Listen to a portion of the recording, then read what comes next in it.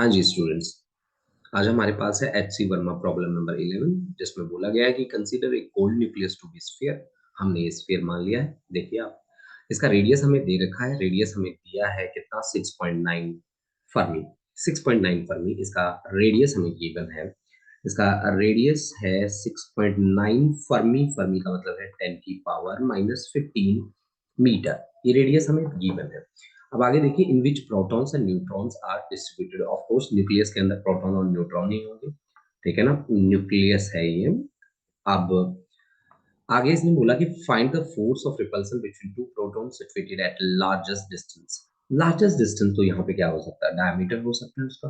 Of course largest distance क्या हो सकता है, स्फीयर के अंदर उसका डायमीटर। मान लीजिए कि यहाँ पे बैठे, लार्जेस्ट डिस्टेंस तो यही होगा। यानी कि लार्जेस्ट डिस्टेंस की जो वैल्यू है वो हमारे पास आ गई।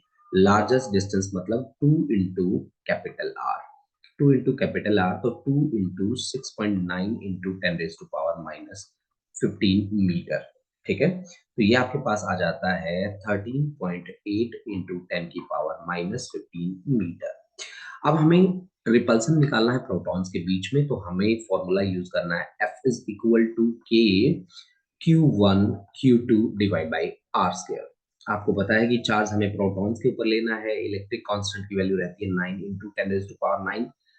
दोनों चार्ज किसके ऊपर है, प्रोटॉन्स के ऊपर है। प्रोटॉन के ऊपर चार्ज होता है 1.6 इंटू 10⁻⁻19। इसका हम कर देते हैं whole square divide by distance. Distance करेंगे हम तो 13.8 इंटू 10⁻⁻15 का पावर 2। यहाँ से पावर मैच कर लीजिए, 9 into 10⁻9 into 1.6 into 1.6 into 10⁻⁻38 divide by 13.8 into 13.8 into 10⁻⁻30 into 10⁻⁻30। आप इसे देखिए, पावर खेलेंगे यहाँ से तो 39 हो जाएगा। तो मतलब यहाँ पे 9 इंटू 1.6 इंटू 1.6 इंटू ऊपर बचेगा एक 10 डिवाइड बाई 13.8 इंटू 13.8। फर्दर इसे सॉल्व करेंगे, आपके पास आ जाएगा 1.2 न्यूटन। तो यानी कि ये रिपल्सिव फोर्स है दो प्रोटॉन्स के बीच में। दो प्रोटॉन्स के बीच में जो रिपल्सिव फोर्स है वो है आपकी 1.2 न्यूटन। अब आगे भी एक क्वेश्चन दिया गया है कि why do these protons not fly under this repulsion.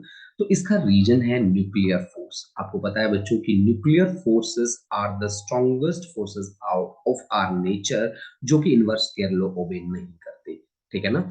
Inverse square law ओबे नहीं करती। मैं आपको एक बात बता दूं कि जहां डिस्टेंस 10⁻⁻15 आ जाता है वहां पे, ठीक है, आप कौन सी फोर्सेस, इलेक्ट्रिक फोर्सेस का कॉन्सेप्ट नहीं लगा सकते वहां पे।